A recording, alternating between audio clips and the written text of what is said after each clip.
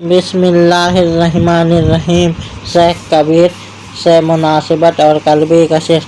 हज़रत ख्वाजा रहमतुल्लाह अलैह फरमाते हैं कि मैं छोटा था, 12 साल का रहा हूँगा या कुछ कम ज़्यादा।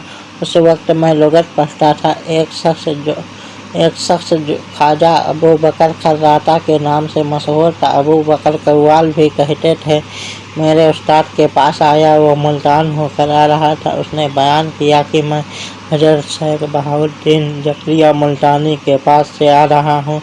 उसने उनके फ़ज़ाइल व मनाक़िब बयान करने शुरू किए कि वहाँ के लोग ऐसे ज़ाकिर शागिर हैं और आवराद व नवाफिल का ऐसा निमहाक है और ज़िक्र की ऐसी फ़ज़ा है कि मामाएँ और लौंडियाँ भी चक्की चलाते वक्त ज़िक्र में मशगूल रहती हैं।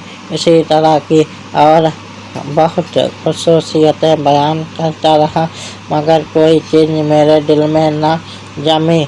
उसके बाद उसने बयान किया कि मैं वहाँ से अजोधन आया। वहाँ मैंने ऐसा बादशाह दीन देखा। उसने शेखुल इस्लाम शेख फरीदुद्दीन रहमतुल्लाह अलैह का तज़किरा किया।